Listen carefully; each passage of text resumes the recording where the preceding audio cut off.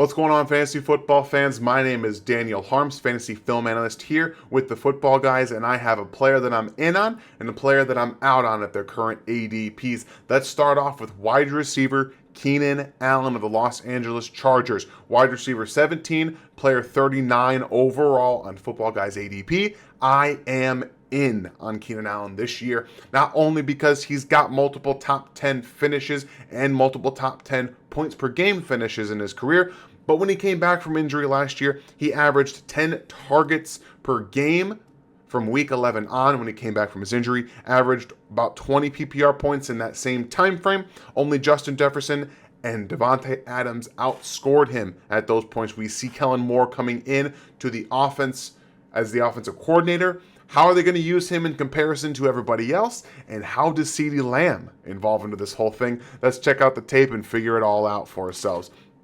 We know that Keenan Allen plays predominantly in the slot. Last year, playing roughly 64% of his passing snaps out of the slot. CeeDee Lamb, 66% out of the slot. So we can see a little bit of positivity there with the usage.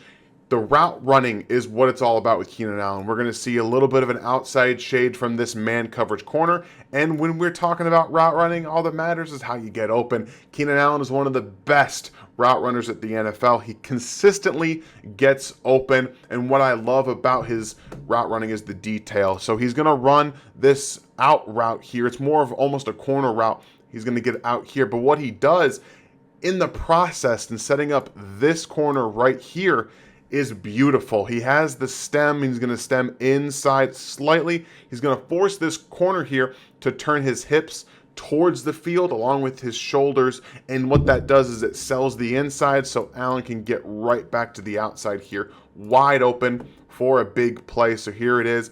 Inside, jabs that foot in the ground, cuts it back outside, and he's wide open for a big play. Fantastic job by selling that route at the top there with that hesitation and jab step to the inside, cutting back to the outside for that big play. Love seeing it from Keenan Allen. He does it everywhere on the field and at all times. And what I love about the way you can utilize him is that, yes, you can put him off the line, you can put him on the line. Here he's in a bunch formation at the back left of that bunch formation, which is going to allow him a slightly reduced point of attack. So he's able to get a slight stutter release, and when we talk about hesitation off the line of scrimmage, he's behind these guys, and here he is coming out to his right-hand side with another corner that's attempting to get to the outside with his movement already there. So he's going to sell it this time to the outside and cut back inside this time, and he does a great job selling that with another hesitation, a little bit of a jump jab step, getting to the inside for this play of about 15 yards and a first down. He can accumulate a ton of PPR points. And why is that important? Well, in today's leagues, we know PPR, half PPR points are very, very popular. And CeeDee Lamb garnered a ton of attention from the Dallas Cowboys offense. And we see the play previously from Keenan Allen about getting open against man coverage. In the first one, that hesitation and a little bit of jab step. What we see CeeDee Lamb doing is, again, lining up in the slot against man coverage, an outside man playing corner, and he's able to just get enough separation here for a big play down the field in breaking routes, out breaking routes, things that Kellen Moore uses a lot of for his slot receivers. And what I like about this is we can see the detail from CeeDee Lamb as well. We have the hesitation at the top of the route, just slightly, plays it to the outside, tries to get that corner to bite on it. The corner does a great job of not biting on it, staying in that hip pocket of CeeDee Lamb. But the speed, he's a half step in front of that corner, and a beautifully placed ball by Dak Prescott. This is against man. It works against man and against zone, as we see against the Colts last year from Keenan Allen in the slot here. He's going to run a similar route.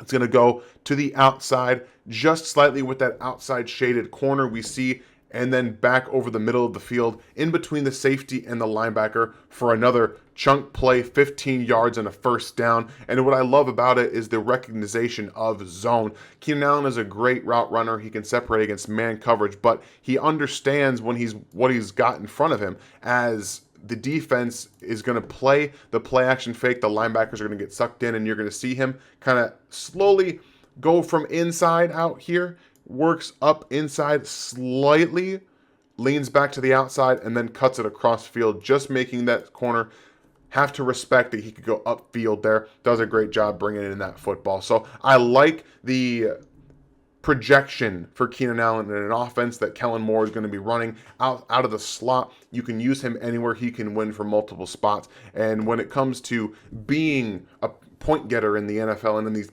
fantasy points in these PPR and half-point PPR games, Keenan Allen's a smash play to do so. He could get a ton of targets and a ton of catches in this offense. So big in on Keenan Allen this year. Now the player that I'm out on, Travis Etienne, currently running back 12, overall player 32 on Football Guys ADP. He was running back 13 last week, and when we're looking at the offensive line for the Jacksonville Jaguars, there's a lot of things in motion. They lost Juwan Taylor. Last year, they were a bottom 4 run blocking unit, 29th in the NFL. Things haven't gotten much better in the run blocking department for the Jacksonville Jaguars. Travis Etienne needs a lane to get going. He's a very boom or bust running back. The reason I know that, he had the 6th most rushes of 0 or negative yards last year with 48 of said rushes. That's bad. In terms of turning those negative plays into positive plays, he doesn't do it at a very high rate. He definitely needs a bit of a lane to get going, and when you need those lanes to get going, sometimes when they don't fold or when they don't unfold, you end up taking a loss or 0 yards on the play, so it turns into nothing. And the running back room for Doug Peterson's coaching career doesn't yield a ton of confidence, specifically in the fact that this last year was the first time any running back had over 180 rushes. Miles Sanders had 179 in 2019. Travis Etienne just had 220, the most that Doug Peterson's had for a running back. When the running back responsibilities were split before James Robinson got hurt, the touches were 90 to 67 in favor of James Robinson. It doesn't bring me a lot of confidence to say that Travis Etienne's going to run away and continue to build upon 220 rushes from last year. So they just drafted Tank Bigsby. Let's talk a little bit about their offensive line and specifically about why Travis Etienne rushes for some negative yards. When he's not up to speed, this is where he struggles. His contact balance needs his speed. It works in tandem with him. So you see him out in the flat here. The Chiefs cornerback comes in. He tries to spin off of that Chiefs cornerback. He ends up just falling down off of contact. He's really good at forcing missed tackles in the open field. He had 57 of them last year, but he needs those missed tackles to be arm tackles. And the way he does that is he uses his speed and ability to make players miss in the open field when he has that speed and can reduce angles to his advantage. So he's got some problems when he's not getting up to speed. And then we have the offensive line problem, which has been an issue for the Jacksonville Jaguars in the run game for quite a while now. They're trying to run this little bit of a delayed handoff. It's almost like a draw play with Evan Ingram coming in to block. And you're going to notice the right guard here is going to get absolutely obliterated. There's supposed to be a double team right here on this tackle, but number 69 gets stood up immediately. And the hole that Travis Etienne is trying to get through, this A gap right here where Evan Ingram is lead blocking, it ends up disappearing before Travis Etienne can even get going. And so he's forced to then make something else happen in the backfield. But you've got linebackers and safeties coming down here. You have a linebacker here, another linebacker filling in this A gap. There's nowhere that he can go. And this is a consistent problem in the Jacksonville Jaguars run game. And we're going to see another problem with the Jacksonville Jaguars run game here against the Detroit Lions. They are just running the wrong play. Everyone forgets what's supposed to be happening. And when that happens, the running back is the one that's going to end up paying for it. So they're trying to run a trap play, and they're going to not block this defensive tackle here. They're going to bring the right guard across to block him, and then Travis Etienne is supposed to follow up the field, all right?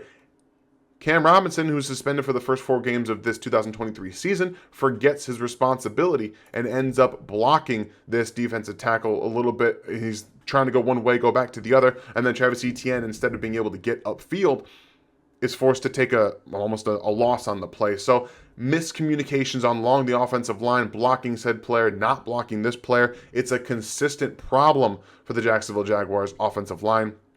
And when you add a very good, heavy runner in Tank Bigsby to this backfield, that's what gives me a little bit of pause at drafting him that high. I think that Travis Etienne early in the season probably has still the good numbers that he was showing last year, but last year he was RB24 in points per game at under 13.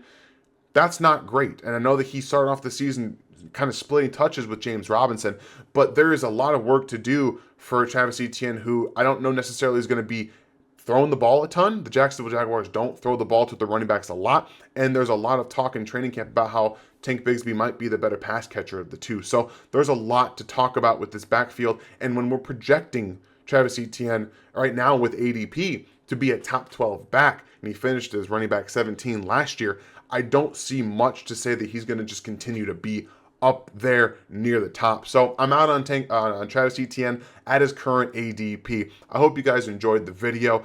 You guys have yourselves a great day. We'll see you next time.